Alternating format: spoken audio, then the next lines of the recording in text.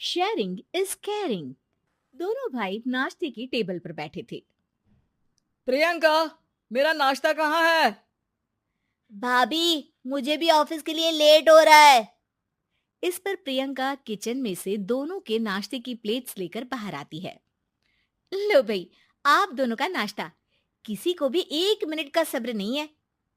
ये प्रियंका का ससुराल है, जहाँ कोई औरत ना होने की वजह से शादी वाले दिन से ही घर के साथ दोनों भाइयों की जिम्मेदारियां प्रियंका संभाल लेती है।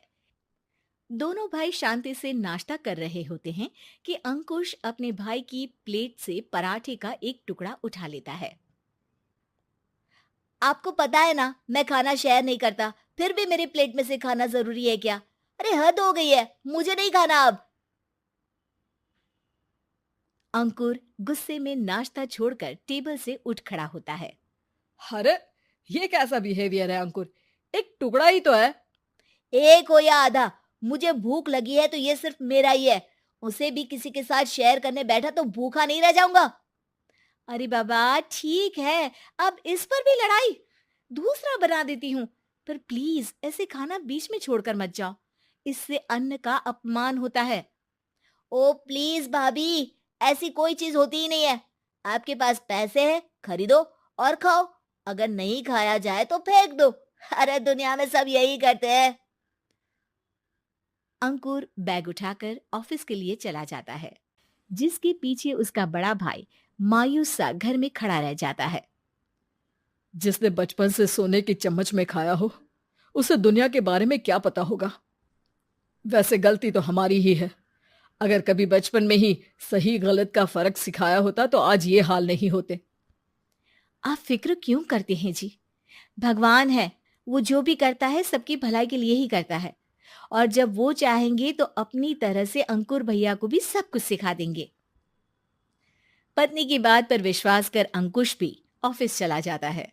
सुबह से दोपहर होती है और अंकुर लंच करने ऑफिस के पास वाले रेस्टोरेंट में पहुंचता है, जहां वो एक साथ बहुत सारा खाना ऑर्डर कर देता है। सर, क्या कोई आपको ज्वाइन करने वाला है? नहीं तो क्यों? अब कुछ नहीं सर, ऐसे ही। वेटर चला जाता है और कुछ देर में अंकुर का ऑर्डर लेकर वापस आता है, जिस पर अंकुर सब डिशेस में से थोड़ा थोड़ा खाकर बाकी ऐसे ही छोड़कर बिल देकर चला जाता है। वाह भगवान, तेरी माया। कहीं कोई एक एक टुकड़े के लिए तरसता रहता है और ये 5 लोगों का खाना ऑर्डर करके एक का भी पूरा नहीं खाते। पैसे वालों की माया। वेटर टेबल साफ कर बचा हुआ सारा खाना लेकर रेस्टोरेंट के पीछे घूम रहे बच्चों के पास पहुंच जाता है, जिसे देख बच्चों के चेहरे खिल उठते हैं। वाह, आज इतना सारा खाना आया। थैंक यू भैया। भगवान आपको खाने की फैक्ट्री बना दे।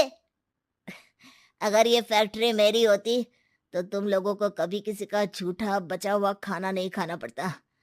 चलो तुम लोग खाओ, पर ध्यान रखो किसी को पता ना चले, नहीं तो मेरी नौकरी चली जाएगी। इसी के साथ दिन बीतता है और रात को दोनों भाई एक साथ घर पहुंचते हैं।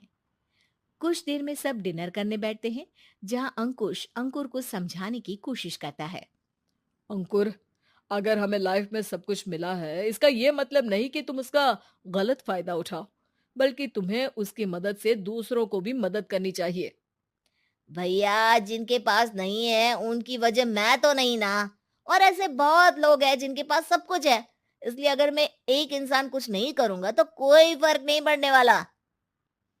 तुम्हारे भैया बस एक चीज समझाना चाहते हैं कि जिस चीज की हमारे पास कमी नहीं है, उसे बर्बाद करने से अच्छा है कि लोगों के साथ शेयर करें।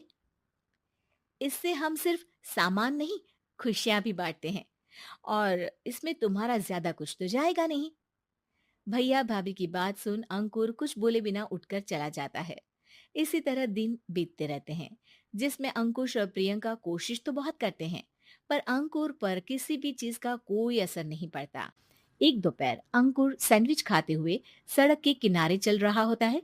तभी उसकी नजर आइसक्रीम वाले पर पड़ती है और वो सैंडविच सड़क किनारे फेंक आइसक्रीम खरीदने पहुंच जाता है।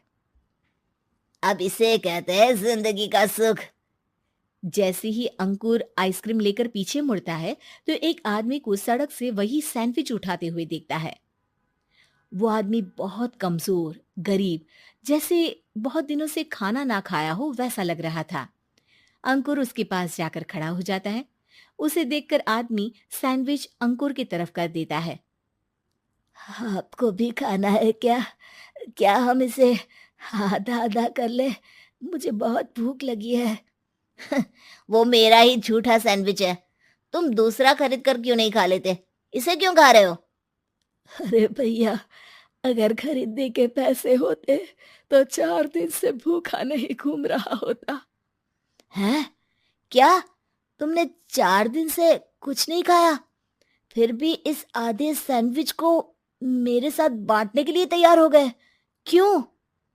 अरे भैया, पैसा नहीं है तो क्या हुआ, इंसानियत आज भी उतनी महंगी नहीं हुई, और ना ही उस पर अमीर गरीब का टैग लगा है जो हम उसे रख ना सके। पर अफसोस, आजकल लोगों के अंदर पोषण, खून या विटामिन से ज्यादा इंसानियत की कमी होने लगी है। आदमी की बातों से अंकुर को समझ में आ जाता है कि वो आज तक कितना गलत काम करता आ रहा था। इसके बाद से वो अपनी किसी के साथ शेयर नहीं करने और खाने को बर्बाद करने वाली आदत को छोड़ देता है।